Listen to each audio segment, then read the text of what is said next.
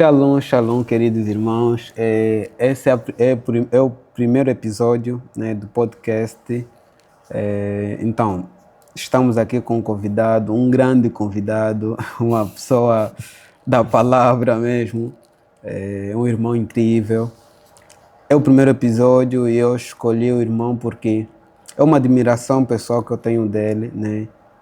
É uma referência para quem queira buscar a Deus, quem queira estar íntimo com a palavra do Senhor. Então, é uma das referências. Falar só é uma referência acaba por singularizar ou especificar a pessoa. Então, começamos com o irmão Patrício. Irmão Patrício. Olá, moça. Como é que estás? Eu tô Como é que bem. estás? Ele disse, a princípio da nossa conversa, ele disse que eu estou mais nervoso que ele. Na verdade, é mesmo isso. Então, irmão Patrício, se apresenta. Quem é o irmão Patrício? Irmão Patrício é casado? Se apresenta. Eu sou Patrício Pombal, sou casado, pai de um rapaz. Graças a Deus sou servo do Senhor e tive a graça, né, da graça me alcançar e tive também a graça, né, por meio dessa caminhada, a conhecer o moça. Gosto de pastorear, né, gosto de cuidar de almas, gosto de cuidar de vida e entendi o meu chamado muito cedo, né? E abracei-lo. Quando o Senhor me mostrou isso, eu abracei. E estou aqui, muitos anos de caminhada, muito altos e baixos, mas o Senhor tem feito graça. Amém. Moça. Amém. Quantos anos, desde que se converteu, quantos anos já está nesse mundo, No cristianismo. nessa vida cristã? Verdadeiramente, eu cresci numa família cristã, tive a graça de crescer numa família cristã. E na fase da minha pré-adolescência, tive a graça de conhecer um movimento chamado Nascido de Novo. Ok. E quando conheci esse movimento Nascido de Novo, eles tinham uma maneira de viver o cristianismo muito radical. E eu cheguei ali, isso me impactou, né? Me criou curiosidade. Eu quero sentir o que eles sentem. Eles tinham uma peculiaridade que era oração. Eles gostavam muito de orar. Não era tudo por nada orar, era tipo, estamos aqui a conversar, tipo, vamos orar. E acabaram de orar, saíram, olharam, vamos orar. Isso foi em 2010, tive a graça de conhecê-los em 2010. E nesse período, 2010, estamos em 2026, o Senhor foi me estruturando, o Senhor foi me ensinando, fui aprender, né? Aprendi com grandes homens, que tive a graça, né, de estar com eles até os dias de hoje. Eu digo que aquilo foi o momento mais caótico da minha vida. Por quê? Porque eu era pré-adolescente. Primeiramente, eu não estava a entender o que Deus estava fazendo na minha vida. Terceiro, foram muitas quedas, muitas falhas. E por quarto, né, eu fui viver num lugar onde os meus irmãos, que me eram minha estrutura aparente, eles não estavam ali para me dar suporte. Eu fui viver para o Quilamba e cheguei ali no Quilamba e não tinha ninguém que eu conheço. Eu vim da cidade, lá da Baixa, bairro Operário, Casquel do Buraco, e cheguei naquele lugar, né, no Quilamba, uma centralidade, e não tinha ninguém que você conhece, que é crente. E você tem que se manter com sanidade, com aquela sanidade, você tem que se manter bem espiritualmente. E uma vez cheguei em casa, né, no apartamento, estava assim. Eu fui no quarto orar, falei, Senhor, eu quero orar 4 horas, quero meditar 4 horas. E quando eu fiz isso, eu saí dali, desci no campo, vi uns rapazes, eu disse, eu fiz uma coisa que hoje para mim ficou como um ponto, né? Como um princípio na minha vida. E eu passo sempre isso nos jovens que andam comigo. Eu disse algo para mim, eu disse, Deus, eu vou chegar neste rapaz, eu vou me apresentar como cristão. Cheguei no campo, eles estavam assim, sentados no banco. Eu me apresentei como cristão, lhes preguei Cristo. Olha, aquele momento que eu apresentei eles Cristo foi a referência que eu tive para eles. Eles me viam como cristão. Os tempos que a gente começava a conviver, jogar bola, eles me viam como cristão. Eles não me tratavam como, conta Patrício, mas eles me tratavam como cristão. E isso foi um ponto muito importante. Por quê? Porque eu logo apresentei a minha identidade. E apresentei quem eu sou em Cristo, apresentei. E isso foi referência. Quando eles fizessem alguma coisa que tem a ver com o mundo, eles já ficavam um pouquinho contraídos. Eles ficavam num ponto em que não sabiam, não, o Patrício está aí, não vamos falar isso, o Patrício está aí, não vamos falar aquilo. Isso foi bom. Foi muito bom porque, moça, porque imagina, tu sai do Egito, né? Para Canaã. E o Senhor te instrui. Chegar em Canaã, não faz aquilo, faz aquilo. E tu chegas em Canaã, encontra tudo. E você esquece do Deus que te tirou do Egito. Tá sabendo? Por causa do lugar. E eu quando cheguei no Quilamba, e tipo, eu procurei não esquecer do Deus que me tirou, tá sabendo? Do lugar onde eu estava. Então continuei a honrá-lo. 2013, 2012, 2013, 2014, tive a graça de conhecer alguns irmãos que vieram também da cidade, do mesmo movimento que eu vim. E a partir dali tudo começou a mudar, né? Foi diferente, porque Deus, verdadeiramente, começou a juntar as peças. Começou a juntar as peças. E com o tempo, eu me lembrei de uma oração que eu fiz na cidade. Quem viveu na cidade, né, no bairro Operário, no momento os quintais naquela época, eles não tinham coberturas, eram quintais abertos, estás a passar ovos. Então, de madrugada eu tinha o costume de orar no quintal. E eu orava no quintal, mas a janela do quarto da minha mãe dava para o quintal. E fazia barulho, eu orava alto. E a minha mãe falava, não ora essas horas, não ora tão alto, vai incomodar os vizinhos. E uma vez eu entrei e falei, Deus, me dá um lugar onde eu tenho que orar 4 horas, tenho que meditar 4 horas, ninguém me incomoda. Quando eu vou para o Quilamba, isso veio à memória, a oração que eu fiz. Exatamente. Aí isso me motivou. Mesmo estar no lugar onde não tem um irmão, me motivou a continuar a viver para Cristo. Amém. Então, Patrício, o que leva, na verdade, um jovem, né? O que leva um jovem a esfriar na fé, ou seja, a abandonar a vida cristã? O que é que leva um jovem, das diversas experiências que já tiveste, né? Porque já contaste um pouquinho sobre a tua história, que tinha um tempo que para eles na igreja era com ameaça também. Se você não ia na igreja, vai matar bichar, não vai almoçar. Essa foi uma das conversas que a gente teve, sim, me lembro. O que acontece? Eu tenho uma mãe, né? Ela é muito radical, né? No Brasil chamam as cenas do coque, né? Da chapada, do coque. E era uma regra. Nós éramos, acho que me lembro naquela época, acho que éramos 14, ok? Numa residência de 3 quartos de sala. E uma única casa de banho, né? Então minha mãe nos fazia acordar às 5. Às 5 todo mundo tinha que acordar. E eu já tinha 3 irmãos que eram obreiros, né?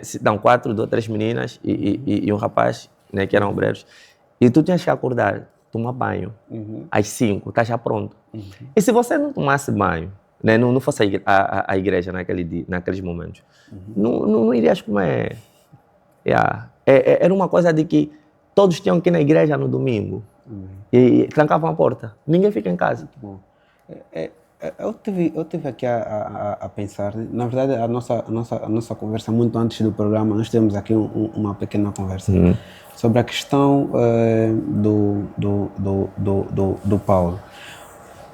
Será que falta mais jovens que possam viver como o Paulo viveu para Cristo? Tipo, a entrega que o Paulo teve para Cristo. O que é que falta nos jovens de hoje em dia, principalmente os jovens angolanos, para se entregar, para viver como realmente o Paulo viveu? O que é que falta na tua perspectiva?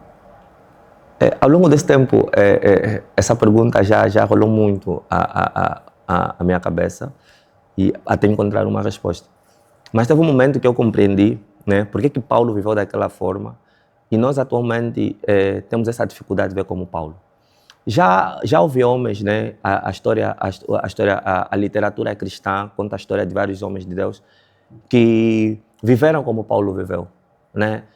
Século XVI, XVII até o século XX. Século XXI já não se fala de tantos homens, né? Estamos a ver já que esses mais velhos todos estão a morrer. Mas já tivemos homens, né, que viveram toda a sua vida, Jonathan Edwards, que viveram todo John Wesley, que viveram toda a sua vida dado ao reino de Deus, dado somente para ganhar almas para o Senhor. E não olhamos para Paulo, olhamos para esses homens, olhamos a história desses homens, desses heróis da fé do século XVI, XVII, XVIII até os séculos XX e XXI. Olhamos esses homens, a grande diferença é o quê? É que esses homens só tinham Cristo como referência. Só tinham Cristo como referência, moça.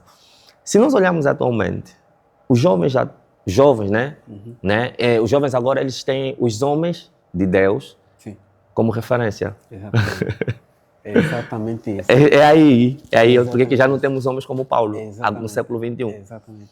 Tipo, homens, pessoas que... Porque se tu percebes muito, o Paulo na igreja de Coríntios, ele bate muito de frente, principalmente com a igreja, né? Sim. Quando falo igreja, o corpo de Cristo, as pessoas na igreja.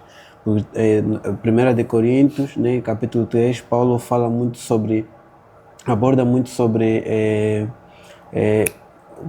acabo por me esquecer, mas ele aborda muito sobre quando a igreja não estava a viver como uma pessoa com o Espírito Santo deveria viver, mas estava a viver mais na carne do que com o Espírito Santo. Ou seja, existia fofoca dentro da igreja, existia intrigas, o irmão com outro irmão, criavam conflitos. Então, o que é que leva hoje em dia, né, seguindo essa abordagem, essa vivência de Paulo, o que é que leva, na tua percepção, né, a criação deste ambiente dentro da igreja? O que é que aconteceu? Nós perdemos primeiramente a essência do que é a igreja, né? Porque perdemos a essência como? Ao longo do tempo. E todos nós falhamos, não foram só nossos líderes, né? Todos nós falhamos. A igreja começou em Atos. Igreja começou em Atos. Igreja como corpo, igreja como uma eclésia, né? Um grupo reunido num determinado lugar. E Cristo apresentou sempre a igreja, né? O corpo de Cristo e Cristo cabeça. Isso que aconteceu. Ao longo do tempo, nós tiramos Cristo como cabeça da igreja e colocamos um outro homem como cabeça da igreja. Tipo, nós, vamos falar nós fizemos isso de maneira inocente, mas ao longo do tempo, isso foi criando-se uma doutrina em que o ponto de partida foi mesmo esse. Tiramos o Cristo como cabeça da igreja e nós ficamos o cabeça da igreja. Nós somos a referência da igreja, sabe? Nós somos a voz de comando da igreja, nós somos as pessoas certinhas da igreja. A nossa voz é uma voz de comando e o que nós falamos é o que está certo. E nós, como líderes, acabamos por nos colocar à frente como cabeça da igreja, né? E tiramos Cristo. Por que eu começo com essa abordagem? Vê. Porque a igreja, de princípio, eles tinham Cristo como cabeça. Atos 2. Atos 2 começa a igreja. Primeira igreja é Atos 2. Aonde? No templo. Como é que era a natureza da igreja naquele tempo? Qual era o princípio que eles tinham? Unidade, primeiro. Com a unidade veio que é a manifestação do Espírito Santo. Quer dizer, eles já viviam no Espírito, sem o Espírito. Porque por causa da doutrina dos apóstolos, que estavam cheios do Espírito. Exatamente. Os apóstolos já tinham o Espírito. Porque a palavra de Deus, quando Jesus morre e ressuscita, chegou e diz paz. A palavra de Deus que o Senhor lhes soprou, eles foram cheios. Entrou, depois foram revestidos. Antes de serem revestidos, eles já estavam cheios. Então, eles já estavam vivendo no Espírito. Eles estavam cheios do Espírito e manifestavam. A manifestação do Espírito é o amor.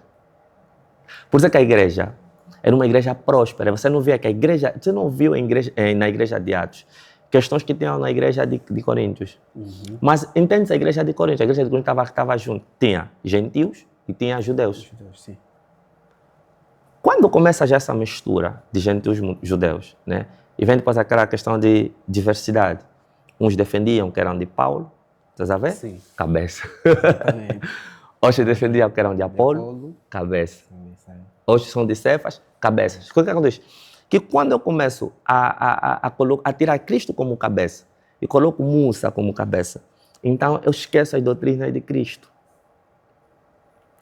Só que em Atos não tinha isso. Não tinha Pedro, não tinha João, não tinha Tiago, não tinha Paulo, nem Apolo. Só tinha quem? Cristo. Há um momento quando Ananias e Safira pecaram, né? Pedro diz algo que me chamou muita atenção, diz assim, não, vocês pecaram contra o Espírito Santo. Vocês pecaram, mentiste contra Deus. Tá sabendo? Quer dizer, quando alguém falhasse, falhou contra Deus. Quando alguém falhasse, falhou contra o Espírito Santo. Então, estava aqui, Cristo era o cabeça da igreja em Atos. As igrejas depois começaram a colocar os líderes como cabeça. Então, vamos seguir simplesmente a doutrina dos líderes. E aí vamos chegar na pergunta, né? Por que depois a fofoca, essa falta da manifestação de amor, Exatamente. né? Como é que isso começa a surgir? Começa a surgir quando? Quando nós colocamos homens como cabeça e começamos a viver para buscar a aprovação dos homens, a busca de aprovação dos homens. Então, a igreja de Coríntios falhou ali, começaram a falhar ali. Tiraram Cristo e começaram a colocar, uns defendiam Paulo. Então, pegando essa linhagem, eu volto a princípio da tua abordagem, quando chegaste no Quilamba e foste se apresentar, os rapazes te viam como líder, ou seja, se tornaste líder dos rapazes, sabe? Não tinhas medo de que os rapazes te tivessem não como apenas o líder que lhes guiava para Cristo, mas uma espécie de um Deus, né? Tipo, tirando Deus da posição de Deus e pôr o patrício na posição de Deus. Não tinhas esse medo? Ou os rapazes não chegaram até esse nível? Musa, eu acredito que tu faz essa pergunta, eu me lembro de algo. O curto espaço de tempo que eu passei lá no Movimento Nascido de Novo, que hoje é a Igreja Nascido de Novo, né? O curto espaço de tempo foi muito bom, foi uma vontade do Senhor. O que eu aprendi lá? Lá te ensinavam que cristianismo é você e Deus. Lá não te ensinavam você a ficar dependente do pastor ou do líder. Não. Lá te ensinavam você tem que buscar o Senhor sozinho. Nós vamos estar ali na beca a controlar se você vai cair, né? Vai escorregar, mas você vai ter que ir sozinho. E uma vez o líder me ligou, né? Me disse, tudo bem, pai, tudo. Começasse a falar comigo sobre deserto, você tem que passar no deserto sozinho, não sei o quê. E eu não entendia. Falou, eu vi Jesus no deserto, Moisés no deserto. Eu fui ler sobre Moisés e Jesus. E eu entendi que quando Moisés sai do deserto, ele sai um grande homem de Deus. Quando Jesus, em Mateus 4, termina de jejuar, passa a tentação no deserto, 40 dias, Jesus começa o seu ministério. Sim. Então, esse processo, esse curto espaço de tempo no Casquão, me fez entender algo. Que nós temos que passar nas pessoas que Cristo é o único Senhor na vida dele. Que não nós, é Cristo. E que eles devem seguir Cristo. Há uma frase do pastor Sadraque, ele diz assim, vocês me seguem enquanto eu estiver a seguir Jesus, até a seguir Deus. Se eu me desviar de Cristo, vocês se desviam de mim. Tu sabe? Porque a frase é de Paulo. Sejam meus imitadores como eu sou de Cristo. Tu sabe? Com quem diz? Vocês só podem, me seguir se eu tiver a seguir Cristo. Vocês só devem, me amar se eu tiver a amar Cristo. Só que as pessoas, o que acontece? Nós falhamos, nós como líder, falhamos aonde? Nós é que fizemos com que as pessoas, elas se tornam dependentes de nós e elas vêm nos idolatrar. Nós é que começamos a falhar. É como a gente transmite, como nós nos posicionamos. Você sabe? Então falhamos ali. Porque as pessoas são neófitas, as pessoas são bebê na fé, as pessoas são crianças na fé. Elas estão a ser cuidadas, estão a receber o leite ainda, né? E então precisamos ter cuidado. Então, não tive medo porque eu tive cuidado de princípio. Porque eu já fui ensinado como cuidar das vidas. Fui ensinado de que maneira? Fui ensinado na prática. Como me ensinaram, eu fui também colocado em prática. A ter esse cuidado. Então, a fé é um processo. A construção de fé é um processo, nesse caso, né? Porque a fé não surge do nada. A fé é um processo que é criado consoante a intimidade, né, que a pessoa tem na palavra. Ou, nesse caso, no processo, né, de criação. Eu queria compreender mais sobre o que as pessoas, né, o que leva as pessoas a abandonarem a fé. O que leva as pessoas a desistirem de Deus. Eu queria compreender mais sobre isso. Existe N de fatores que não se justificam, não se justificam diante de Deus. Nós até podemos dizer, não, fulano se desconverteu, usamos a expressão se desconverteu. Se desconverteu, abandonou a fé, né? Existe uma coisa, tornar-se apóstata, né? E se desconverter. E nós estamos aqui a falar sobre, né, o que leva, as razões que levam alguém a abandonar a fé e ir para o mundo. Paulo tinha um amigo chamado Demas. Paulo disse que Demas amou o presente século. Foi. Né? Então, Demas viu uma coisa, achou, quer dizer, ele entendeu uma coisa melhor no mundo do que continuar se viver para Cristo. Exatamente. E Paulo vem dizer que ele amou o presente século. Amou aquilo que o mundo estava lhe apresentando naquele tempo. Tá vendo? Amou os prazeres do mundo. Então ele preferiu ir viver os prazeres do mundo. Né? Primeira coisa, né? Primeiro ponto, quando tu amas as coisas do mundo. Achas que as coisas do mundo vão te atrair. Né? As coisas do mundo são atraentes, são boas. Então tu vais. Porque a parábola do semeador, em Mateus 13, fala de uma coisa muito importante, sobre as sementes. Assim, a semente, depois, a palavra vem apresentar como a palavra, né, que é ministrada na vida de alguém. Exatamente. O coração como recebe. E esse grande ponto, a fé, ela vai se enraizar, como também ela vai diminuir, vai acabar na vida da pessoa. Então nós precisamos alimentar a fé a cada dia. Exatamente. E uma das coisas que muita gente faz abandonar a fé são as circunstâncias da vida, os problemas. Isso dói, porque muitas vezes nós julgamos pessoas que abandonaram a fé. Nós, como homens, julgamos as pessoas sem entender. Existem pessoas que querem voltar, tá sabendo? Mas vou trazer um outro ponto. Primeiro é amar o livre, espontânea vontade. Tá vendo? Livre, espontânea vontade, abandonou porque olhou o mundo, gostou. Conhecemos N de caso, né? Irmãos nossos que cresceram conosco, de repente foram para o mundo. Exatamente. N de caso. Vão, amaram o mundo e ficam. Tem outro ponto, pessoas que foram magoadas por pastores, irmãos, exatamente, dentro da igreja.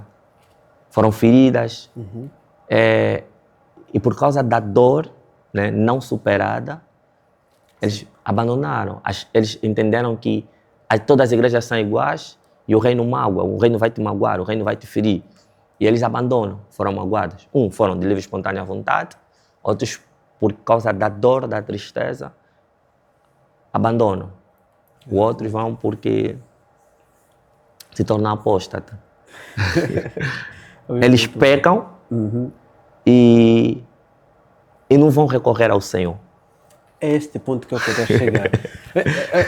É esse ponto que eu quero chegar. Por quê? Porque nós todos, como cristãos, nós também pecamos. Sim. Nós não estamos ausentes, né, do pecado. Boa. Mas nós nos esforçamos todos os dias, né, para mortificar os desejos da nossa carne. Sendo assim, surge a seguinte questão. Por que as pessoas sentem por que as pessoas sentem que Deus não vai lhes perdoar por aquele pecado que ele cometeu? O famoso pecado do íntimo, né? Por exemplo, um irmão que está mergulhado na pornografia e ele sente que Deus não vai lhe perdoar por causa da pornografia. Então ele para de servir e para de ir à igreja. Qual seria a solução ou qual seria o melhor caminho para este irmão ser direcionado a voltar ao primeiro amor, sim. Essa questão. Voltar ao primeiro amor. Voltar ao primeiro amor. O que acontece? Ninguém abandona a obra assim. Ou ele já abandonou há muito tempo, só nós é que não demos conta. Tá vendo? Yeah. Porque a única coisa que vai te levar a abandonar tudo, se você perder alguém e você culpar Deus. Vamos chegar lá na pergunta, né? Por exemplo, tu perdes alguém muito querido, tu vais com pai, por exemplo, filho, mulher, Deus, por quê? Por que levaste? E vai criar uma raiva de Deus, tá vendo? E de repente o Musa deixa de servir. Depois do enterro, o Musa foi para casa, o Musa não vai na igreja. Passa uma semana na igreja, ele ainda está em luto. Uma semana, 2, 3. E o Musa decidiu mesmo, já de momento que enterraram, quer dizer, do momento que morreu, você já está a culpar Deus. Desde o momento que morreu. Nossos óbitos em África levam 3, 4 dias, uma semana. No momento que morreu, você já está a culpar Deus. Já está com sentimento, já está aqui dentro. E depois de enterrar, o Musa já decidiu, desde o momento que morreu, já não vou servir.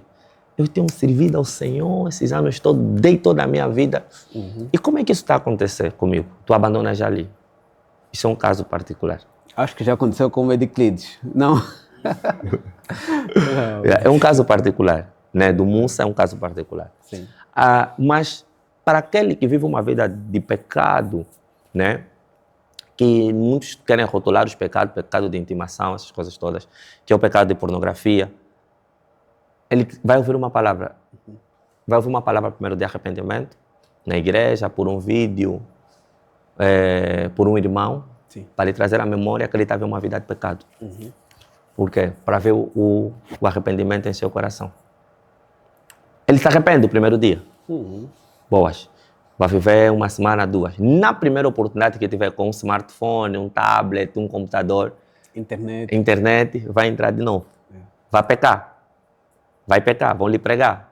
Aí vai deixar de se fazer efeito a palavra de repreensão. Sim. Depois vai continuar vivendo, mas está servindo na igreja. Mas o Espírito de Deus está a se afastar. Está a se afastar. E depois o que acontece? Há uma porta. Uma vez nós temos um encontro na diante do trono e eu aprendi algo no encontro sobre legalidade. Sim. O que me levou a ter temor ao pecado é a legalidade que eu dou a Satanás na minha vida. E um pecado traz uma legalidade, dá um poder a Satanás na minha vida. Se eu não me arrepender. Então, quando tu não te arrependes, né, de um pecado que você faz no oculto, então Satanás já começou a dominar a tua vida. Aí, quando ele tomar a decisão que o Musa agora tem que ir no quarto para assistir pornografia, tu vais. Porque ele é que está dominando a tua vida, se ele der essa legalidade. E quando isso começa a acontecer, essa pessoa já abandonou a fé. Está aí na igreja, mas já abandonou a fé. Na primeira oportunidade, vai se manifestar que esse já não crê em Cristo. Então, o pecado oculto é muito perigoso. Porque Satanás começa a tomar conta da tua vida. E às vezes nós achamos que o fulano abandonou de repente. Não, nada é de repente. Exatamente. Sabe? É um processo. É um processo. Porque até aconteceu um exemplo bíblico. Esse homem não se perdeu. Mas um exemplo bíblico aconteceu com Davi. Sim. Davi peca, né, com a mulher de Urias. Quando Davi peca, vamos ver que a palavra de Deus apresenta que Deus vem falar com Davi por intermédio do profeta Natan, de falar do pecado dele. Exatamente. Por que Deus falou com o profeta? Deus só falou com Davi depois de muito tempo. Por quê? Porque Davi não apresentou sentimento de arrependimento diante de Deus. Pecou e viveu uma vida normal. Ou seja, quem não viu... Não pode falar, não comenta. Então, Davi começou a viver normalmente, não fez nada. Depois, o profeta aparece, lhe traz a memória. O que Davi fez depois que o profeta lhe falou do pecado dele? Davi foi chorar na presença de Deus. Davi disse, eu pequei contra o Senhor. Pecou, ele entendeu que pecou e foi se arrepender. Davi chorou. O bebê nasceu, morreu. Quer saber? Antes de morrer, Davi chorou, pediu no Senhor. E muitas das vezes nós olhamos os salmos de Davi. E estamos ali a ler os salmos. Tipo, Davi escreveu salmos com choros, com lágrimas. Buscou profundamente pela misericórdia de Deus. Porque ele sabia o que é viver distante de Deus. Ele sabia. Só que ele já não queria viver distante de Deus. Um arrependimento verdadeiro. E Deus se compadeceu de Davi. Okay. Tá. O que leva as pessoas, na verdade? Por exemplo, eu fiquei... contaste uma história que é verídica mesmo, da minha parte. Acho que já falamos sobre isso. Eu perdi meu pai com 9 anos, Boas. Se não me engano. Já partilhamos isso. Já partilhei. 9 anos, se não me engano. E fiquei mais ou menos por aí 8 ou 7 anos sem pisar numa igreja. Boas. Não pisei, não gostava de igreja. Eu, quando falavas de Deus, saía do meio. Prontos. E aconteceu várias coisas que eu também não falava com meus irmãos. Eu não liberava perdão dos meus irmãos. O que aconteceu? O que aconteceu? Quando você não libera perdão para as pessoas, você tem dificuldade em estar na presença de Deus, muitas das vezes. E eu queria compreender, né, para as pessoas que estão com dificuldade de perdoar até hoje, qual seria o melhor procedimento para perdoar essa pessoa? Porque muitas das vezes é difícil. Sabemos que a ausência de amor muitas das vezes é a ausência do Espírito Santo na nossas vidas. Mas só de lembrar a voz ou o nome desta pessoa, aquela raiva volta. Como ultrapassar esses momentos, esses processos, né? Momentos? Nós tivemos a graça recentemente de ter um discipulado pastoral que falou sobre isso, em que o pastor Fernando explicou muito bem acerca que vai ser o nosso próximo convidado, o pastor Fernando. O pastor Fernando explicou muito bem acerca disso e eu compreendi. Sim. Quem libera perdão, ele não está só a libertar a pessoa perdoada, como também está a se libertar. Tá vendo? Eu que vou perdoar alguém, eu estou a me libertar. Exatamente. E às vezes essa pessoa já esqueceu que um dia me magoou, essa pessoa nem sabe que me magoou, tá vendo? Mas eu estou a me sentir magoado. Ele não sabe. E eu vou na igreja normalmente. E nós falamos muito acerca de perdão, Sim. que perdoar não é esquecer, não é perdoar. Tá vendo? Dizer não, eu prefiro essa pessoa distante, assim não vou olhar para ela, então vou me sentir bem. Isso não é perdoar. Tá vendo? Perdoar é liberar palavras de afeto, de amor, orar por essa. E ter com a pessoa, se tem essa oportunidade. Fulano, eu estou magoado por causa disso. Fizeste isso. Se verdadeiramente fez. Se verdadeiramente fez. Porque muitas das vezes as pessoas acham que alguém lhe magoou. Me magoou, mas não lhe magoou. Sim.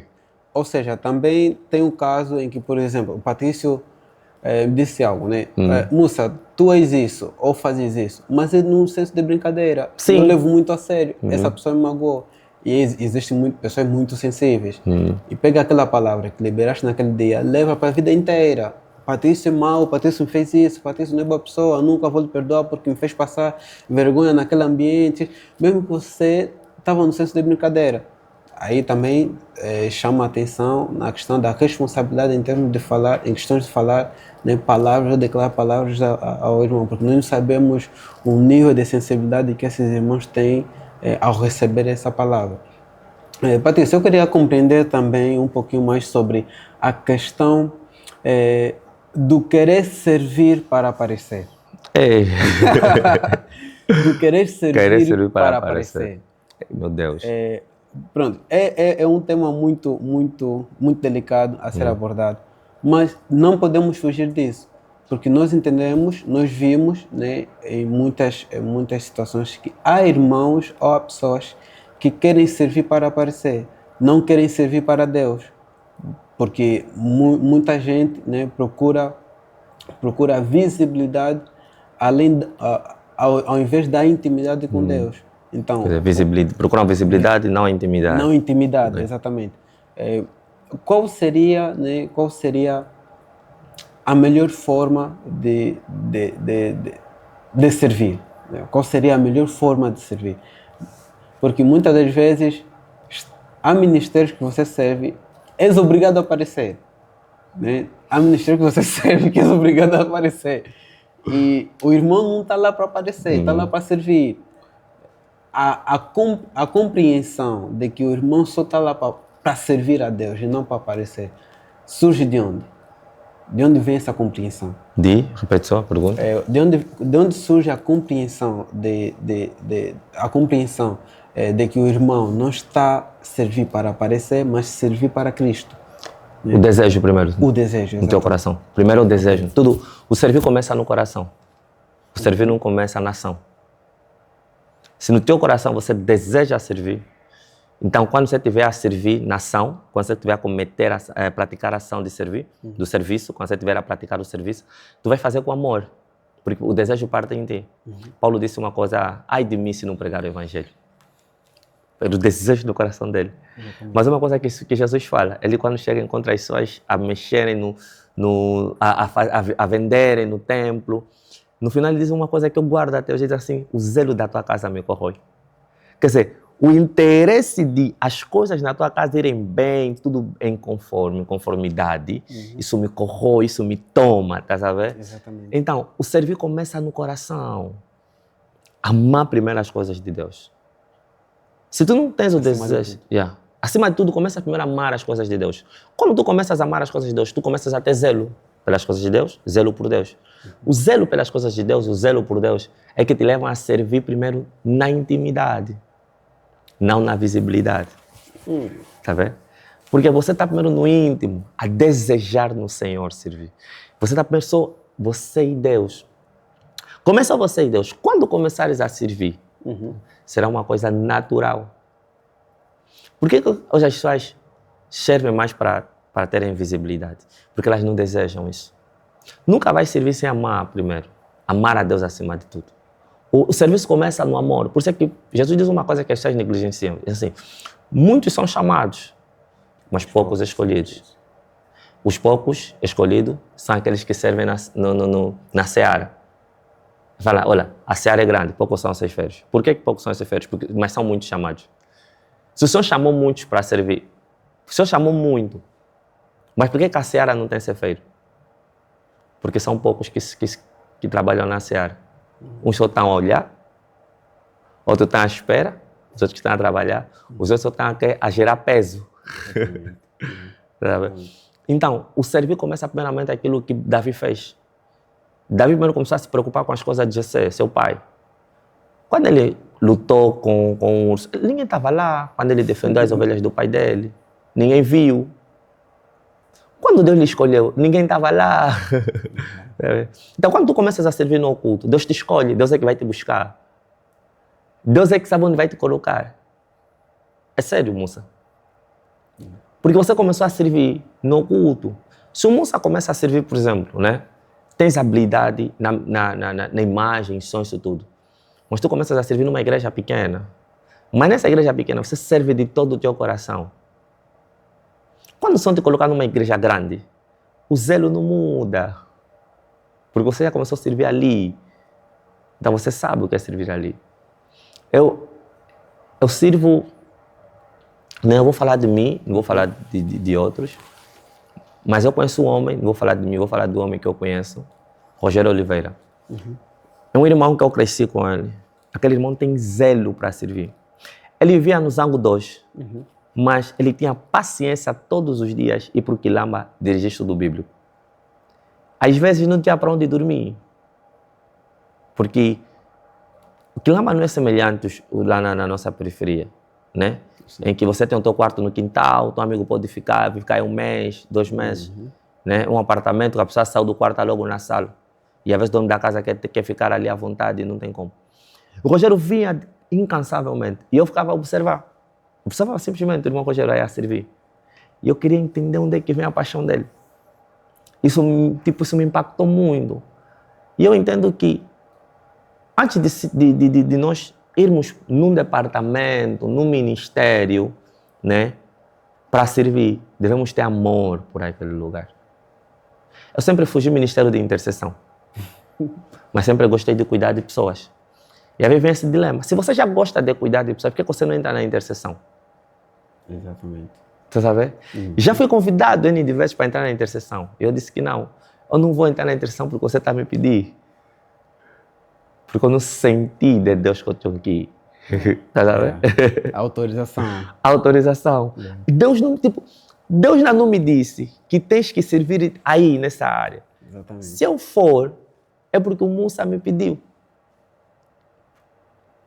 Então, Deus tem que falar, não, filho, serve aqui. Para varrer, vou varrer. Mas vou varrer com amor, porque eu tenho que deixar a casa do Senhor impecável.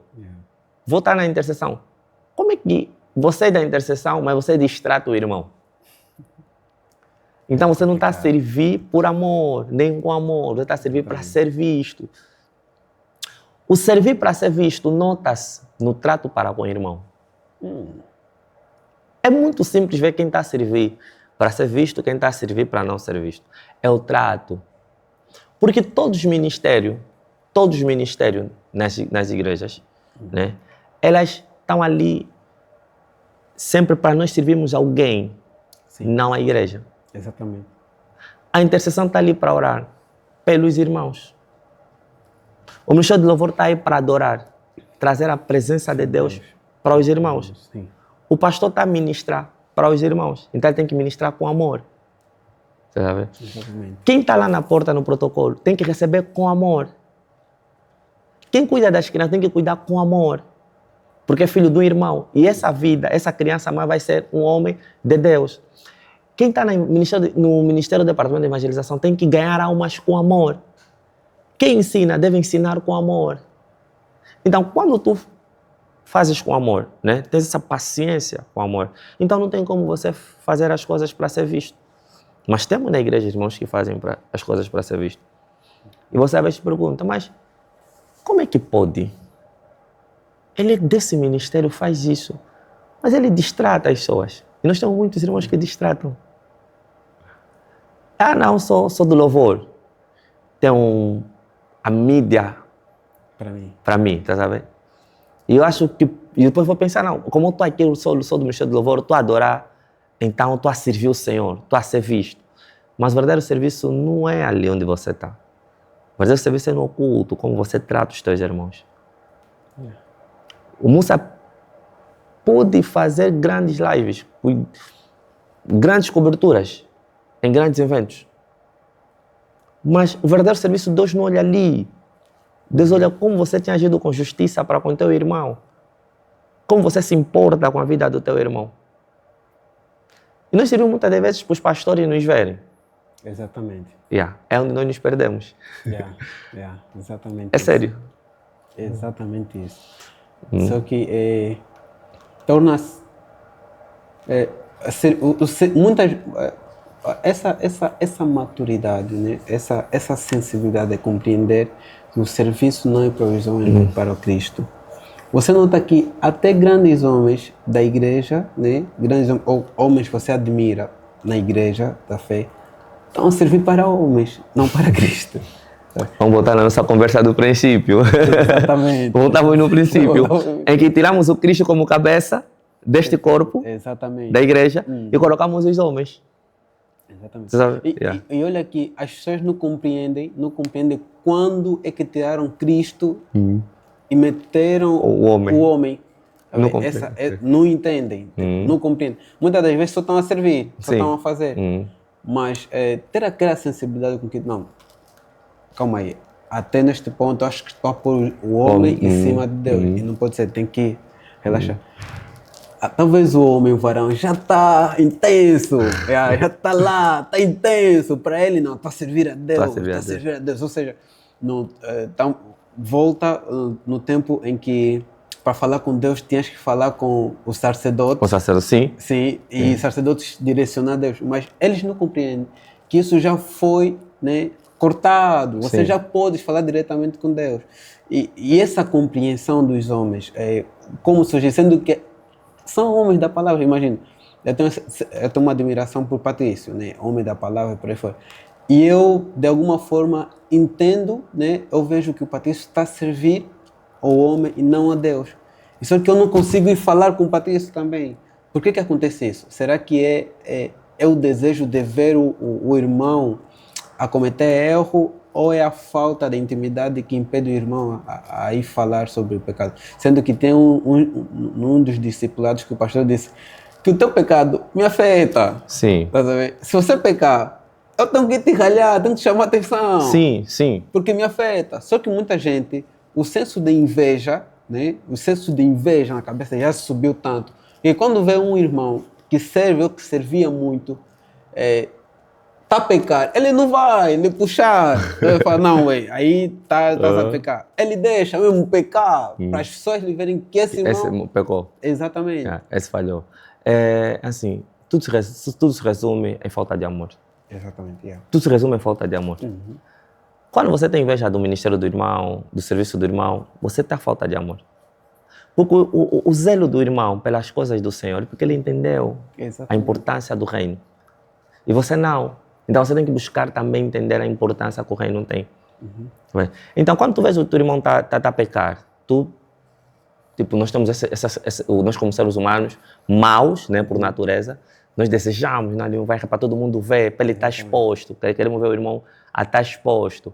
E aí, então, isso me leva numa experiência de vida que eu tive. Eu tive um irmão muito querido em Cristo Jesus, que hoje, meu Deus, ele já está no mundo, em que quando nós estávamos numa residência no Clama, estávamos a orar, era de costume no período da tarde, nós adorar. Chegou-nos a informação que o irmão caiu no pecado de fornicação. Mano, primeiro, o irmão tinha um ministério maior do que o nosso. Tinha um estudo bíblico maior do que o nosso, grande. Nosso era de 15, 17, 18 pessoas. Dele já era de 30, 40 pessoas. Quando nos falam que esse irmão caiu no pecado de fornicação, que a igreja já sabia, o grupo já sabia, o irmão que estava conosco falou assim, vamos orar pelo fulano. Ninguém comenta, vamos orar. Vamos pedir para o Senhor ter misericórdia. E nós tiramos quase 1 hora de oração só a pedir ao Senhor pela misericórdia dele na vida do irmão. Oramos.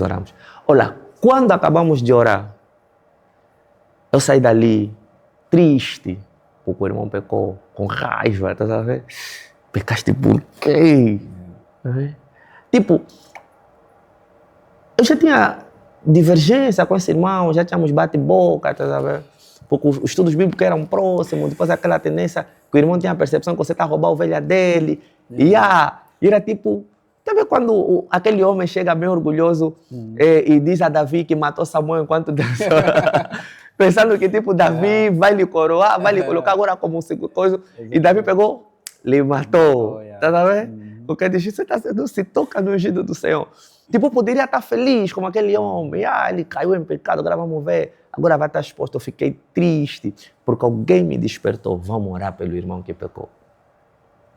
Porque não, o irmão que nos passou essa ideia, nos deu esse choque, sabe? Porque nós olhamos uma pessoa que pecou, mas nós esquecemos de olhar uma alma que se perdeu. Eu vou olhar um moça que pecou. Vou olhar um moça que está a ser exposto na igreja. E vou olhar um moça que está a lhe falar. Afinal, ele era fingido. E nós, como igreja, fizemos isso. Não vou falar só do irmão. Sim. Que deixa o outro irmão pecar. Vou num pouquinho mais amplo, né? Sim. Vou no geral. Nós, igreja, fizemos isso. Ele é fingido. Vou avisar uma irmã lá do Coque, do RTT. Eu sempre falava. Esse sempre aparece. Eu sempre falava, sempre desconfiava. Esse irmão nunca foi nosso. Sabe o que ele fez? Era muito sorridente demais. Quer dizer, e isso é lamentável. É muito lamentável. Tu, depois do irmão pecar, tu chegares com esse discurso, como já esperava, já estavas expectante com o irmão vai pecar. E a pergunta que surge é, mas se você sabia, por que não alertaste o irmão? Não vai ter com o irmão, tem que expor outros irmãos. Por quê? E aí nós temos esse... O coisa da fofoca. A fofoca. Exatamente. Olha, a fofoca é o ponto que destrói uma igreja. E Provérbio fala sobre isso. O que cria dissensão.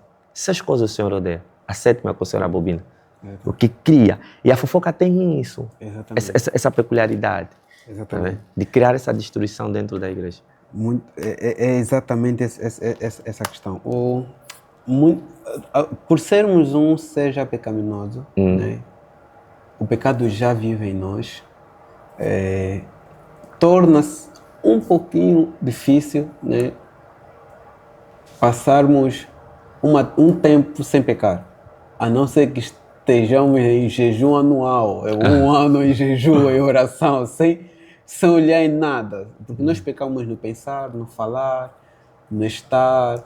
Por exemplo, se eu me vestir mal e a irmã de alguma forma me desejar porque eu não vesti bem, eu estou em pecado. Sim, cometeste um pecado inconsciente, tipo, não foi de sã consciência quando pecaste, né? Exatamente. Mas a tua forma de vestir levou a irmã a pecar. Exatamente. Então, depois de ver o conhecimento de que a tua forma de vestir leva alguém a pecar, você está consciente. Exatamente. Então você tem que moderar a tua maneira de vestir.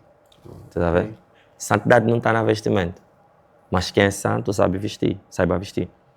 Então que sou santo... Também na abordagem nem tudo nos convém. Sim. Exatamente. E no contexto da gente pecar, né? Eu sempre olho sempre assim. Eu olho sempre em Jesus Cristo. Jesus veio como cordeiro. Sim. Né? Veio como cordeiro. Sim. Continuar como cordeiro? Hã? Não, está como advogado. Se alguém pecar, temos Cristo como nosso advogado. Ele está ali para nos defender. Quando o acusador vai expor os nossos pecados. Então, enquanto a gente estiver nessa carne, né? Nesse corpo pecaminoso, a gente vai pecar. Exatamente. Mas a diferença é o pecar e viver uma vida pecaminosa. Há quem vive uma vida pecaminosa. Há quem faz conscientemente o que está fazendo. Faz mesmo com a sua consciência. Não, eu estou a pecar. E peca.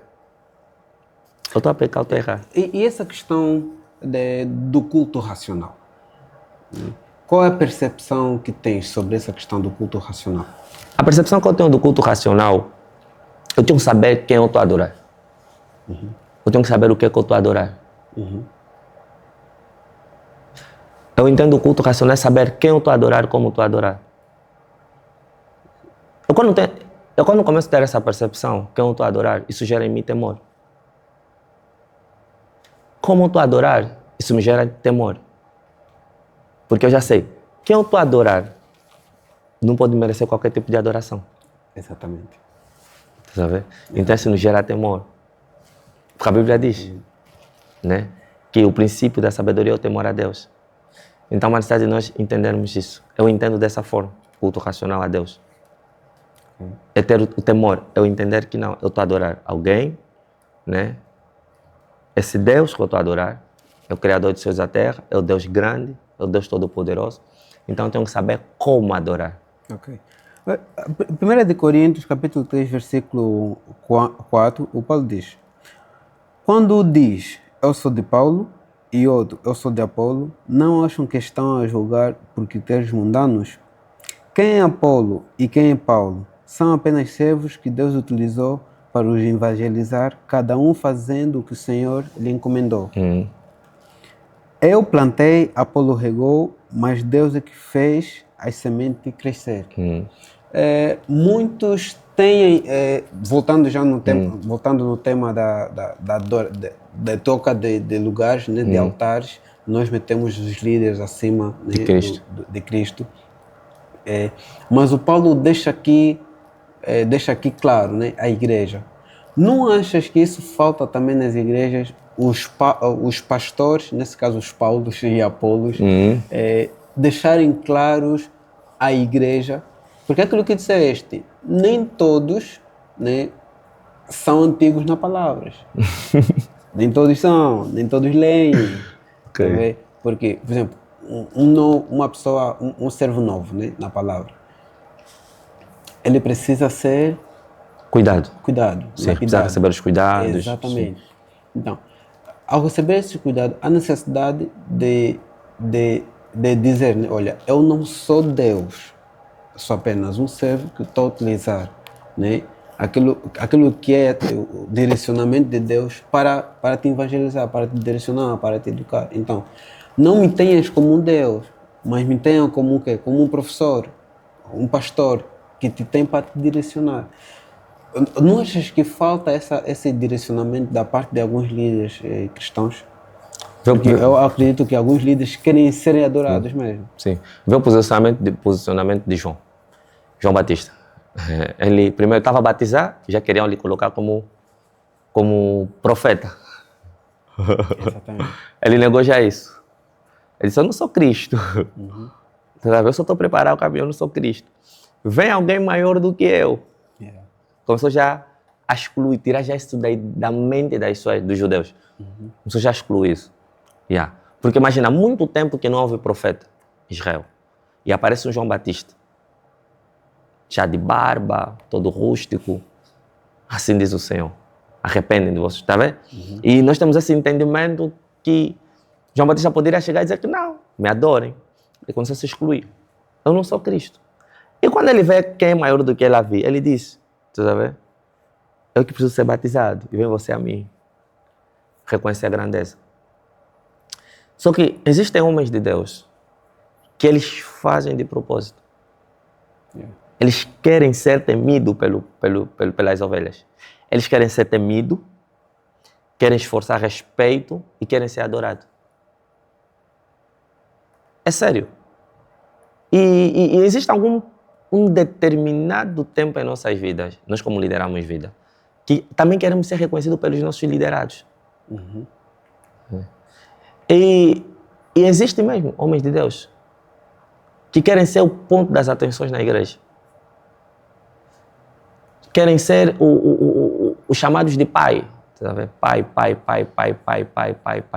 Não tinham nada contra. Sim. Não tinham nada contra, né?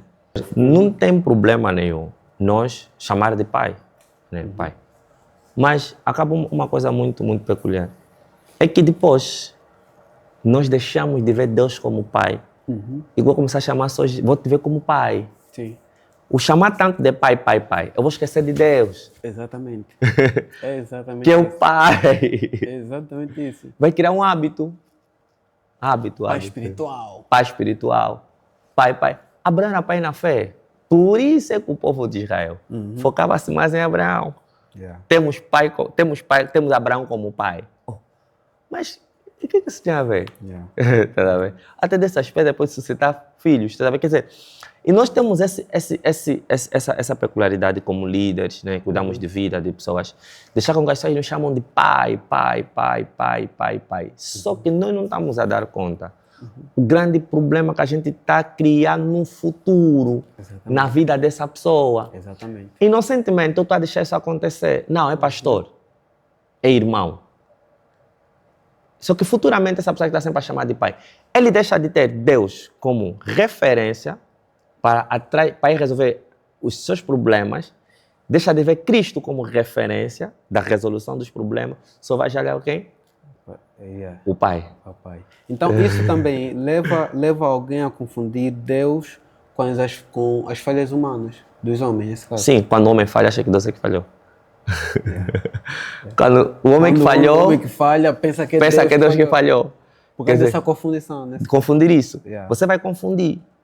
Porque isso, nós é que criamos na vida das pessoas. O perigo está ali. Yeah. O perigo está ali, moça.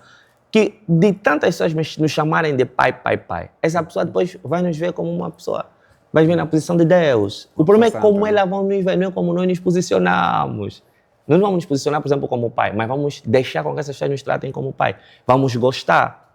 Yeah. Tá, nos tratar como pai, isso é bom, respeito. Você não é respeito, isso é bom. Só que se entender de respeito, consideração, depois vai ser idolatria. Vai começar respeito, consideração, idolatria. A pessoa vai te idolatrar sem você dar por conta. Yeah. A pessoa vai achar que você é perfeito, você não erra, você não falha. Você vai ver? E no aspecto, você não peca. Yeah. E nessas situações, a pessoa acaba começando a ignorar a voz de Deus. Porque só tem a voz já do Pai. Exatamente. É aí onde surge a seguinte questão, né? O que acontece espiritualmente quando alguém ignora repetidamente a voz de Deus. Porque em Hebreus 3,15, a palavra diz que se ouvirdes hoje, né, ouvirdes hoje a sua voz, não endureçais o vosso coração. Então as pessoas, por estar nessa dinâmica de pai espiritual, e considerar apenas os conselhos do pai espiritual, acabam de alguma forma ignorar aquilo que é a voz de Deus nas suas vidas. Sim, nós podemos pegar esse texto, né? Apesar que o escritor de Hebreu apresenta quanto à questão da repreensão, a voz de Deus, a repreensão da voz, a repreensão da parte do Senhor. O que acontece? Olhamos nesse contexto de que não ignorar a voz de Deus, é que a vontade de Deus é que Ele se relacione conosco. E Deus gosta do bom relacionamento entre os homens. Mas nós deixamos de ter esse relacionamento com Deus porque nós tornamos dependentes dos homens. Estás a ver? Exatamente, Yeah. Há uma coisa que nós, como líderes, né, nós fizemos. É o quê? Nós fizemos com que as ovelhas se tornem dependentes de nós. Yeah. Jesus disse que Ele é o bom pastor. Lá no livro de João, no final, né, quando Jesus chama,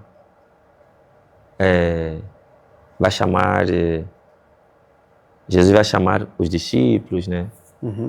Então o que acontece? Jesus chama Pedro no particular, no off. Diz, Pedro, tipo uma conversa, tipo, não quer nada. Pedro, tu me amas? E Pedro responde, Não, pai, eu te amo. tu sabes, eu te amo. Eu te amo. E Jesus lhe responde uma coisa, apacenta as minhas ovelhas. Repete no Pedro, tu me amas, o Senhor sabe que eu te amo. Apacenta as minhas ovelhas. Na terceira vez, a palavra de Deus diz que Pedro ficou triste. Por que Jesus está a perguntar se Pedro lhe ama? E depois no final, depois está a responder, Pedro, apacenta as minhas ovelhas. Nós podemos pegar, uns dizem não, era para anular 3 vezes que Pedro negou Jesus. Uns teólogos dizem não, as 3 vezes que Jesus perguntou é para anular, né, as 3 vezes que Pedro negou. Ok. E agora, apacenta as minhas ovelhas. Entrou para quê? Para quê? Sabe? Então, Jesus estava a chamar a atenção de Pedro. Se você me ama, então esse amor tem que se refletir numa coisa. Apacenta as minhas ovelhas. Se você me ama, Pedro, e você me ama, maneira exata de provares que me ama, cuida do que é meu. Pedro, você não é o pastor das ovelhas. As ovelhas são minhas, Pedro. Você só tem que cuidar até eu voltar. Tá vendo? Só que nós achamos que as ovelhas são nossas. As ovelhas são de Cristo. O bom pastor é Ele. Porque até eu que estou cuidando das ovelhas também sou ovelha. Porque se você sair das 1000 ovelhas, Deus vai te buscar. Vai te buscar. Ele falou, se essas 100 estão ali e das 100 eu sair e me perder, Ele vai vir à minha busca. Exatamente. Quer dizer, eu que estou a cuidar, também estou a ser cuidado. Exatamente.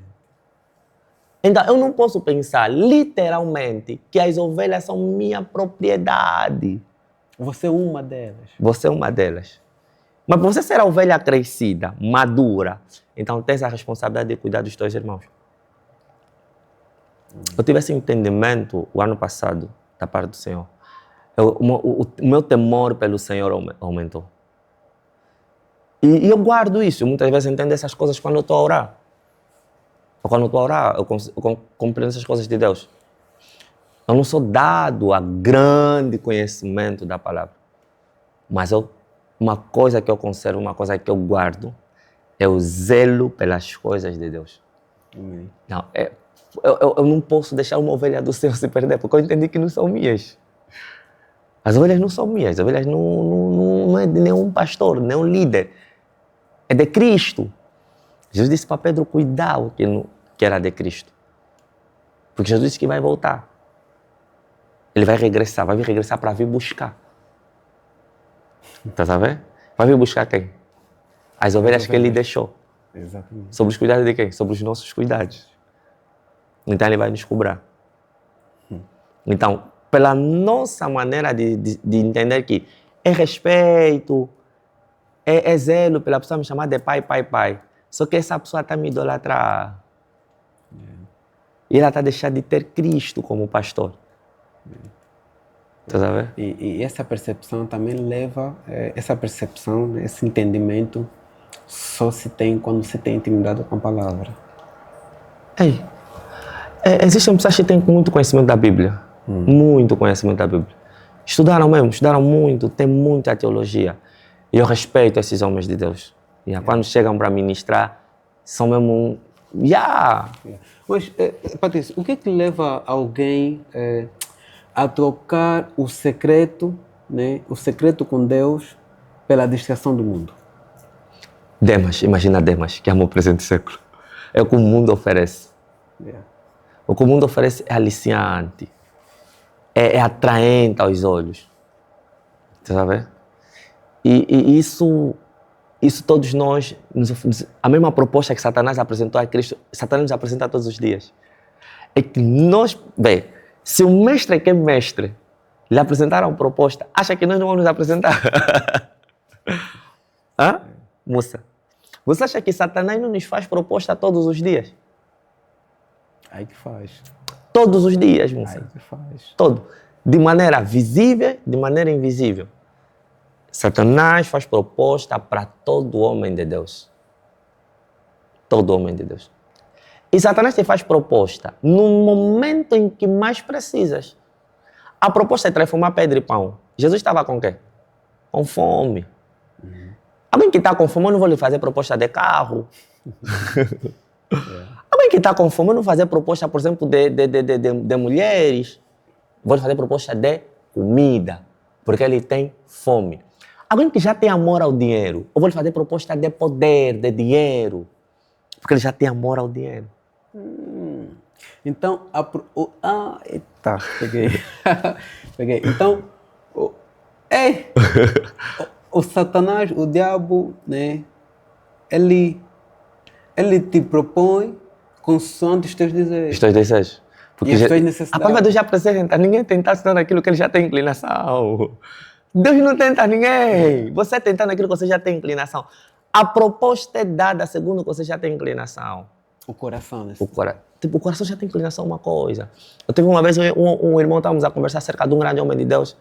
E a nossa conversa, nós estávamos a conversar, ele falou, o pastor fulano pregava. Quando eu conheci o pastor fulano, ele pregava muito, muito. E agora você vê as pregações dele, já nem dá vontade de ouvir, tá a ver? O que acontece? O tempo, para quem é pregador, para quem cuida de vida é pregador, o tempo é muito traiçoeiro.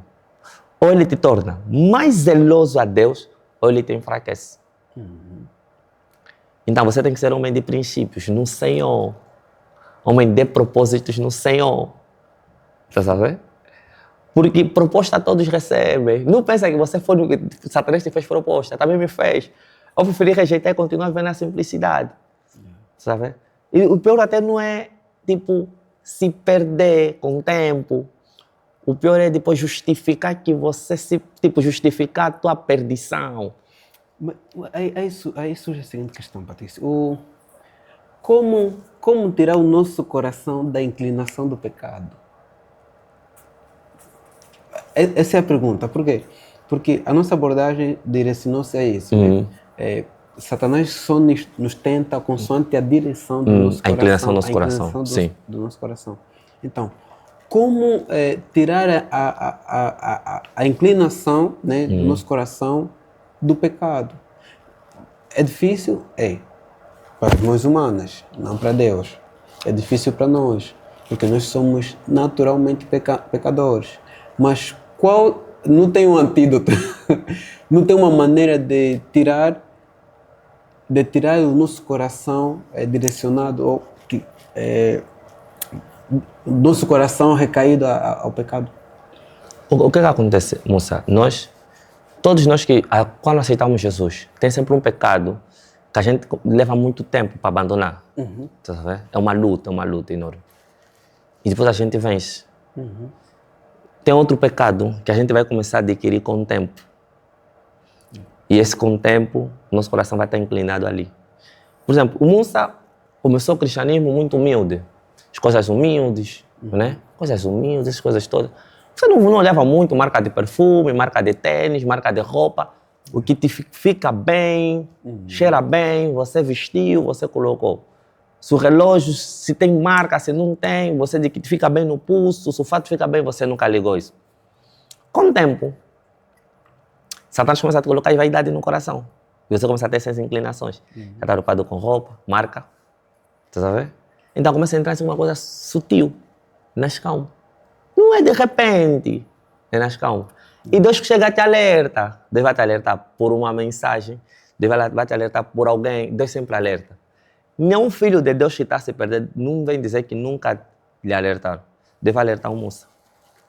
Só que o moça não vai dar atenção à voz de Deus, é aquilo que estamos a falar. Não vais prestar atenção à voz de Deus, que Deus está a te alertar. Então o tempo vai passar. Quando vais dar por conta? Tu já estás surdo e cego. Já não vê, já não ouve. E o coração está aqui, endurecido. Já estás lançado, mergulhado nas vaidades. Teu coração já está inclinado ali. E é ali onde Satanás vai te pegar. Tá vendo? Uma vez, um apóstolo estava a ensinar algo, ele disse assim: existem pessoas que casam para fugir da imoralidade, né? Para fugir do vício sexual. Eles casam para fugir do vício sexual. Eles são muito atacados, pornografia, imoralidade, então, para não cair em pecado com a noiva dele, né? Ele casa rápido para satisfazer. Depois de casar, o problema de imoralidade termina? Não. Tu vai agora começar a olhar em outras mulheres. Tá vendo? Vais começar a olhar em outras mulheres. Achaste em fazer alguma coisa, vai resolver o problema de imoralidade, só que não. Tu vais continuar, porque você tem inclinação nisso, você não tratou quem deveria tratar, que é Cristo. Chegar e reconhecer, Senhor, eu tenho um problema com o vício da imoralidade. Senhor, eu tenho um problema com dinheiro. Senhor, eu tenho um problema com poder. Deus, eu sou orgulhoso. Porque na nossa caminhada, chega um período que a gente se torna orgulhoso. Precisamos voltar para a cruz e reconhecer, Senhor, eu estou a me tornar orgulhoso. Deus, eu estou a me tornar soberbo. Deus, eu estou a me tornar avarento. Aconteceu, você não deu conta. Se tornaste. Mas o Senhor te trouxe alerta. Deus, Davi pecou, se arrependeu de primeira? Deixou de ser rei? Continuou a ser rei. Mas não se arrependeu de primeira. Mas quando lhe trouxeram a memória, o pecado dele, ele foi e pediu misericórdia ao Senhor. Consegues entender? Então, todos nós vamos ter uma caída, vamos ter um pecado que a gente não está conseguindo deixar. Né? Mas quando o Senhor nos alerta, aí logo a gente vai procurar ser tratado com Deus. Você vai procurar ser tratado, ser cuidado no Senhor.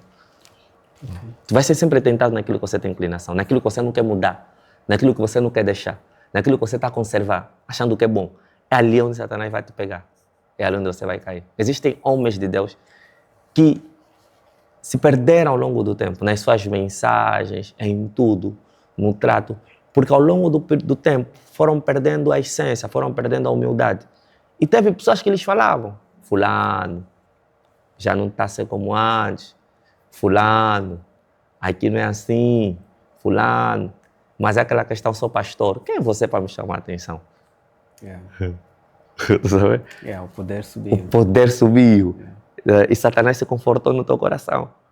Você está vendo a tua igreja, 2, 3 mil pessoas. Está aí bem. 3 mil pessoas. E vem o irmão, dou 2 milhões de dólares. Vamos aumentar o templo. Pum, tá aí tudo bem. Aparentemente. Você sabe que as coisas não estão bem. Né? E depois aquilo, né? Vem o conforto. A pessoa fica confortável ali. Entra em decadência espiritual. Fica enfadado. E começa a usar já métodos. E isso é um grande perigo. Exatamente. Então, para terminar, Patrícia, já estamos a terminar. Eu não queria que terminasse. Falar contigo é uma benção. Sempre... Falar contigo é uma honra. Para mim é uma honra.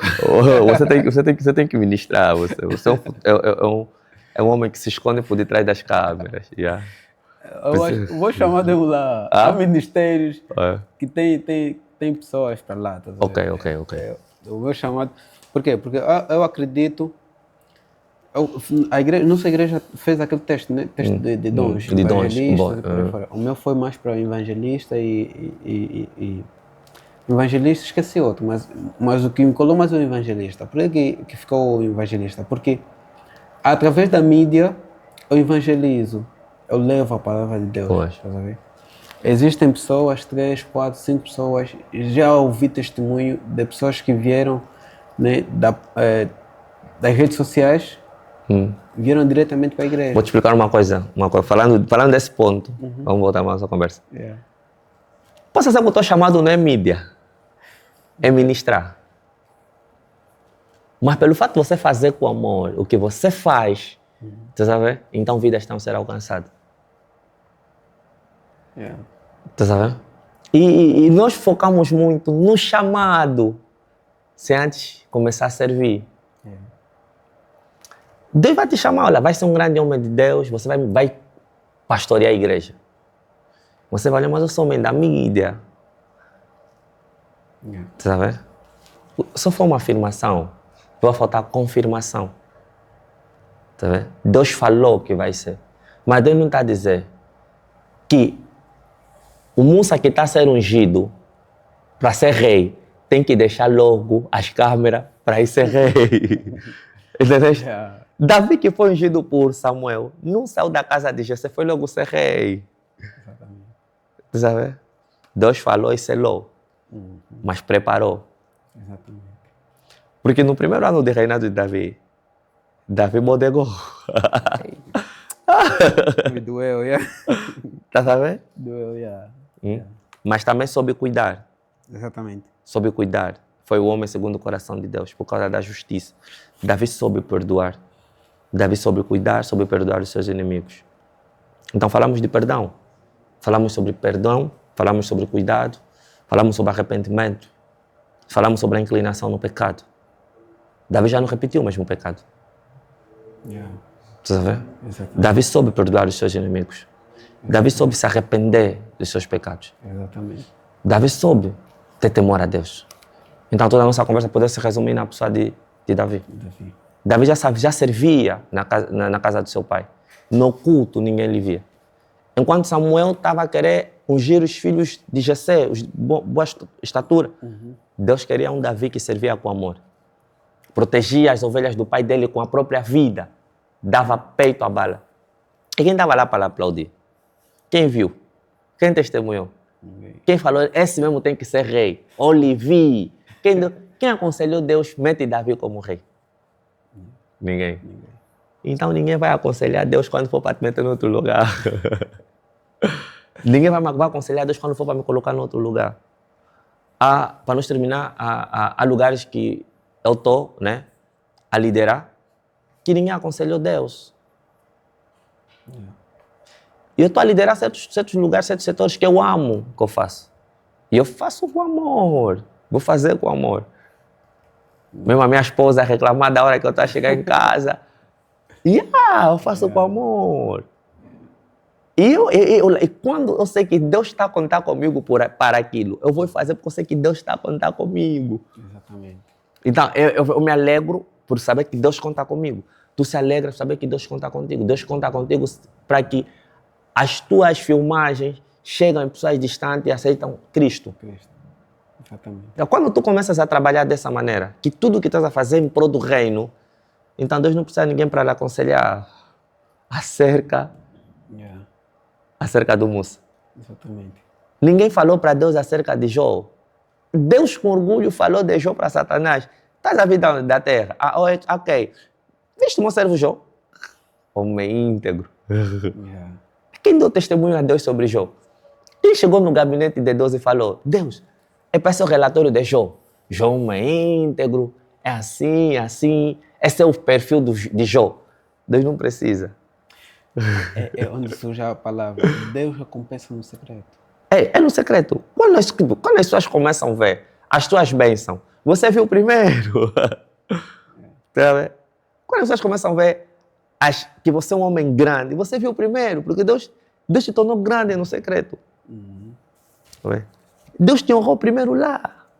Deus te ungiu lá. Quando te chamam no altar e te põem um olho de tanto ungir como líder daqui, servo dali, o primeiro olho foi colocado no altar, no oculto. Foi no altar que você construiu no oculto, que Deus primeiro te ungiu. O homem só está a fazer que no oculto já foi feito, que no mundo espiritual já foi feito. Deus já fez. Moça, agora você vai ser ministro ali. Não, Deus já determinou lá. Deus já falou. E esse ponto é muito importante. O secreto é muito importante. Não olhar muito, porque a igreja é um lugar onde as pessoas vêm e vão. Exatamente isso. E o bom testemunho tem que ficar. Tem que ficar. Tem que ficar. É exatamente. Por isso é que... Por que as pessoas... Acho que isso leva também as pessoas a terem cuidado de não servir. A questão da delicadeza de servir a Deus. Não servir de qualquer forma. Não é servir de qualquer forma. Prontos, tem... Porque eu entendo, eu até procuro passar sempre nos nossos jovens. Eu sou jovem, sou jovem, mas pessoas, né, que estão um pouquinho mais abaixo da nossa idade. Que é, quando estás a servir para Deus, você acaba por servir para todo mundo. Sim. E até para ti mesmo. Por quê? Porque quando Deus te pede para servir com excelência, né, no trabalho do Senhor. Essa é uma das características que as empresas, por exemplo, exigem. Quando você faz com excelência o básico, a empresa não vai querer te perder. Sim. Imagina que você conseguiu criar essa característica, esse dom dentro da igreja. É Deus que te pediu para fazer isso, tá sabendo? E aí é onde surge a questão da obediência, né? A desobediência muitas das vezes nos leva a afastar os benefícios que Deus reservou para nossas vidas. Tá sabendo? Por que as pessoas, mesmo sabendo o direcionamento de Deus nas suas vidas, procuram desobedecer ou seguir um caminho que eles acham as melhores? Boa. Por que isso acontece? Por que as pessoas procuram seguir, né, o caminho que eles acham que é melhor para eles e não o que Deus direcionou para eles? A desobediência. Por que a desobediência existe até hoje no coração das pessoas? A nossa natureza pecaminosa, ela nunca vai nos deixar. Mesmo sabendo. Ela nunca vai nos deixar. Nunca vai deixar por quê? Porque enquanto a gente vai nessa carne, né? O prazer pelas coisas que os nossos olhos veem, a grande questão, né? É as coisas que os nossos olhos veem. Aquilo que os nossos olhos veem. Tipo, tudo começou no Éden. No Éden só tinha uma coisa que a gente não tinha que fazer. Só uma coisa. Tinha milhões de coisas que podemos fazer, mas só uma. No Éden só teve uma chamada de atenção, vou dizer isso. Uma orientação. Uma orientação, isso mesmo. Deus só deu uma orientação, uma. É mesmo já problema do homem, querer errar, querer desobedecer. Só tem uma coisa para desobedecer, só uma. Era não comer. Deus não está te falando tens que fazer, só te falar não tens que fazer. Deus só deu uma coisa, quer dizer, a única orientação que Deus deu é para não fazer. Deus não disse andem santo, Deus não disse andem puro, Deus não disse vocês têm que começar a orar 2 horas, Deus não disse vocês têm que jejuar, não disse isso. Deus só disse não come, não coma isso, Adão. Não coma isso, Eva. Está vendo? Só. Mas o que o Senhor orientou para não fazer, nós fizemos. E o que Ele orienta para nós fazer, nós não queremos fazer. O problema mesmo está em nós. O que Ele lá orientou para não fazer, nós fizemos. Não faça isso, nós fizemos. O que Ele agora estava lá, faça isso hoje, para que tudo corra bem. Nós não estamos a fazer. O que devemos fazer, não fazemos. Tá vendo? O que você deve fazer, tu não faz. O que você não deveria fazer, tu fizeste. No Éden, que foi proibido, tu fizeste. O que está a te mandar fazer, tu não estás a fazer. Deus te falou, ama acima de tudo. Acima de tudo. Só te disse para você amá-lo acima de tudo e todas as coisas. Tu não estás a lhe amar. Anda nos meus caminhos, tu não queres andar. Então o problema já está em nós. Esse é um grande problema. Esse é o problema que estamos com ele. Esse é o problema que estamos com ele. É difícil. É difícil. Mas não é impossível. Não é impossível. Não é. Nós temos que entregar tudo na mão de Deus e andar como Enoque andou. Eu ainda acho que o problema dos seres humanos é crer no ver. Sim. Eu creio no ver. Por isso é que a fé é totalmente diferente daquilo que o ser humano quer. Hoje nós confundimos muito otimismo com fé. Ok? Na fé pode não acontecer. Na fé pode não acontecer. O otimismo, você vai buscar confiança em ti. Né? Mas na fé, eu creio em Deus que vai acontecer. No otimismo, não. Você vai buscar forças em ti. Nas tuas emoções. Que vai acontecer. E depois não é que vai, tem que acontecer. Na fé, não. Eu creio que Deus vai fazer. Mas nem sempre Deus faz. A fé não é o crer nas coisas que Deus faz. A fé é crer no Deus que faz. Exatamente. Quando você crê no Deus que faz, ainda quando Ele deixar de fazer, tu continuas a crer nele. Sabe? Deus não queria testar nada em Jó. É tipo, Deus conhecia Jó. E quando você entende que Deus te conhece, uma alegria maior. Sério. É sério. Recentemente alguém ministrou para mim, me enviou um áudio e disse: Patrícia, você é muito amado por Deus. Sério. És muito amado por Deus. Isso alegrou o meu coração. Saber que você é muito amado por Deus. Saber que Deus te conhece, moça. Ah, não, Deus conhece todo mundo. Não, o conhecer que a Bíblia está a falar é que Deus sabia que Jó era temente a Ele. Era esse conhecer. O conhecer que a Bíblia está a falar é que Deus sabia que Jó era temente. Não pelas coisas que Jó tinha. Não. Não era pelos filhos, pelo casamento, pelo os gado, não. Pelas terras. Era mesmo pelo zelo que ele tinha no Senhor. Com tudo ou com nada. Jó tinha zelo. Então, com tudo, moça, ou com nada, tenha zelo no Senhor. Tenha zelo no Senhor. Tenha temor de Deus.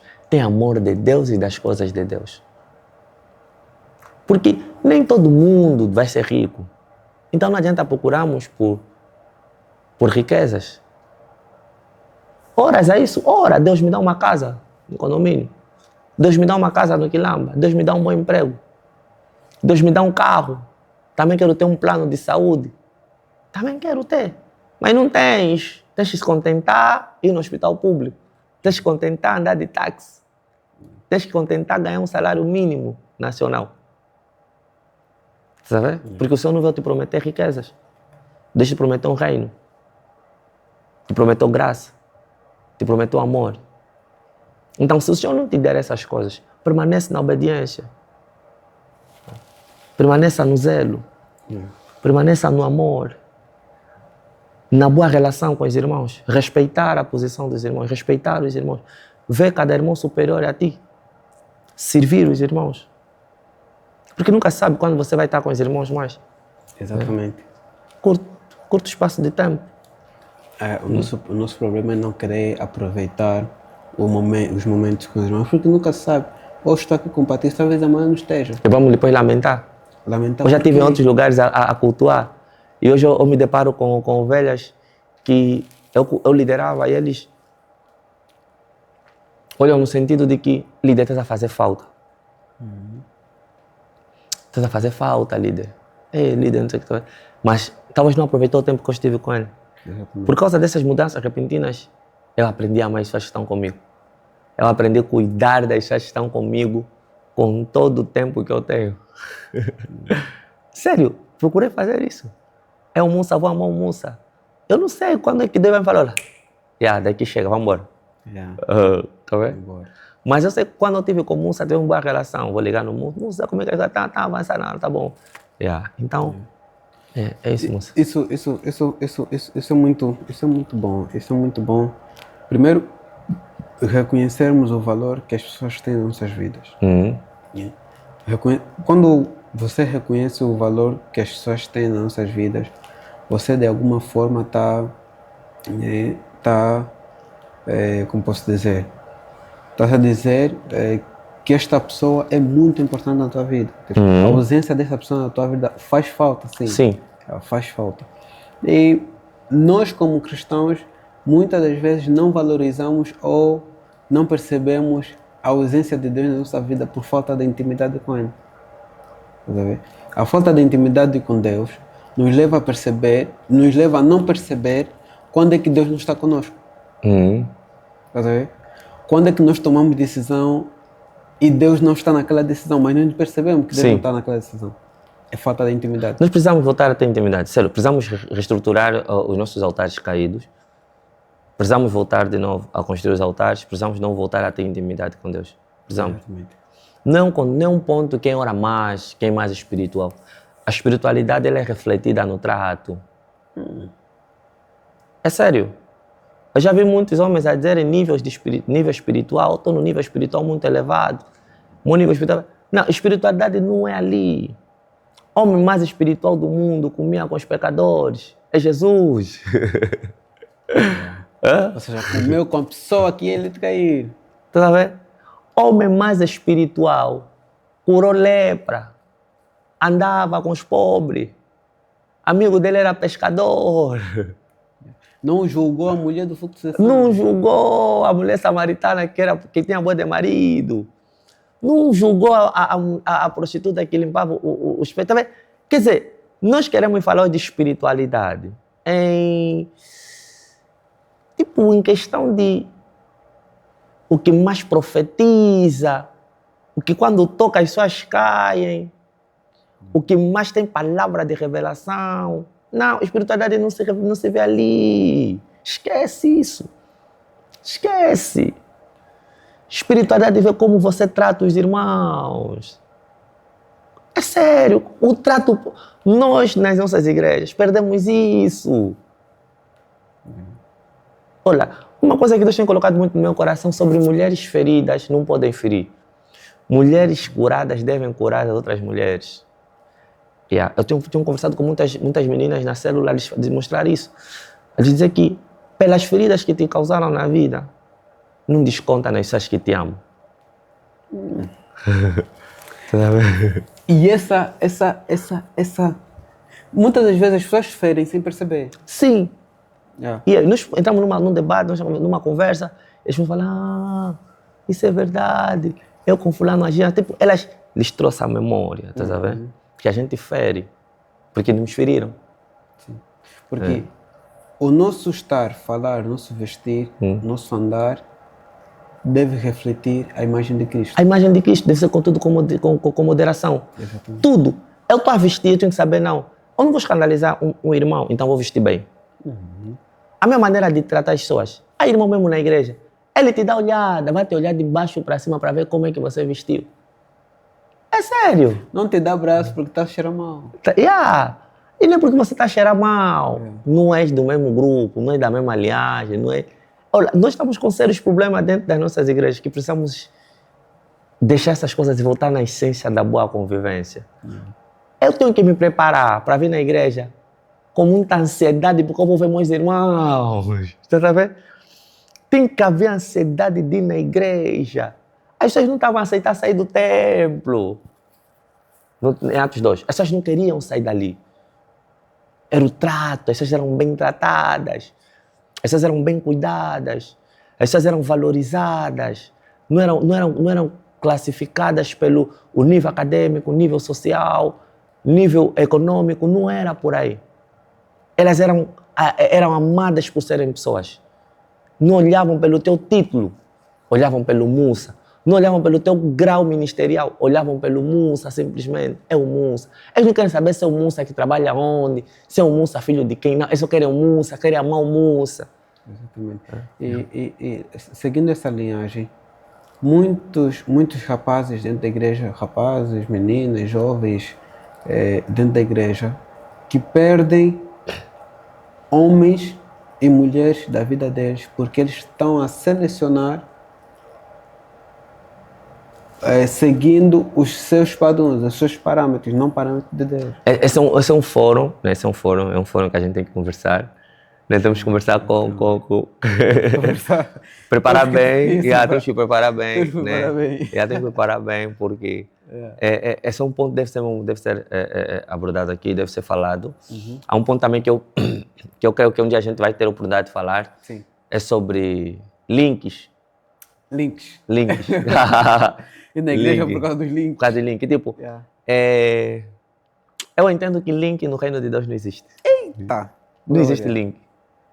Se o Senhor permitiu que você conhecesse alguém que tem influência, não pensa que aquele é o link, é a oportunidade da tua vida. Não é a oportunidade da tua vida. É resposta de uma oração. Porque nós pensamos que quando você ora para ter pão em casa, Deus nos dá o pão de cada dia. Achamos que vai cair também pão no céu como caiu carne. Está entendendo? Não é isso. É que Deus vai fazer que alguém compre pão e te ofereça. Pelo fato de você ser amigo do padeiro, não significa que o padeiro é o link para você ter pão na tua casa. É que Deus permitiu que você e o padeiro se conhecessem para que a resposta da tua oração, a petição de pão, o pedido de pão, possa ser respondido agora. Sabe? Então Deus faça com que você se cruza com o padeiro, torna amigo do padeiro, o padeiro poder te dar pão. Não é link, é resposta de oração. E nós confundimos resposta de oração com link. Você orou muito tempo, Deus, eu quero trabalhar no Banco BAE. Deus, eu quero trabalhar no Banco BAE. Você orou 10 anos atrás. 10 anos depois, você conhece o diretor de recursos humanos do Banco BAE. E você esquece, você fez uma oração há 10 anos atrás. E Deus não esquece. E Deus não esquece. É que você estava a orar. Deus estava a preparar o caminho para chegar até lá. Estavas a orar, Deus estava a preparar. Estavas a orar, Deus estava a preparar. Depois de 10 anos, conheceste o diretor de recursos humanos, um gestor do BAE, um gerente do Banco BAE, num evento, num culto, numa atividade, viu? Ah, gostei desse rapaz, não sei o que, fulano, não sei o que. Tornar amigo. E você, esse é o grande link que eu tenho. Não, vou colar mesmo esse mais velho. Tá a ver? Esse é o grande link para mim entrar no BAE. Você esqueceu da oração que você fez. Então, nós estamos a fazer do link, e depois do link vem o oportunismo.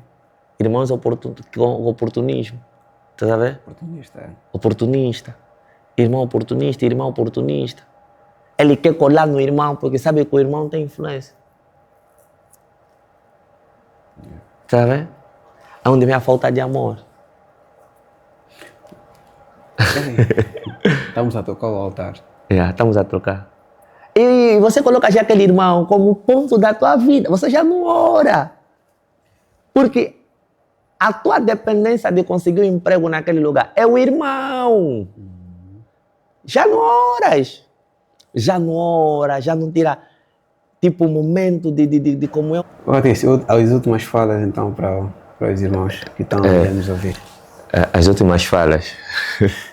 Ame a Deus acima de tudo, mas chegará um momento em que o acima de tudo há de chegar, né? Chegará um momento em que tu tens que colocar Deus acima de tudo. E esse momento, quando chegar, lembra que Deus está acima de tudo. Amém. Amém. Patrícia, foi uma bênção falar contigo. A bênção foi tudo minha, né? Foi uma graça estar contigo, né? E acredito que teremos mais tempo para estar juntos. Teremos. Deus te abençoe, moça. Amém, irmão. Fique bem. Boa.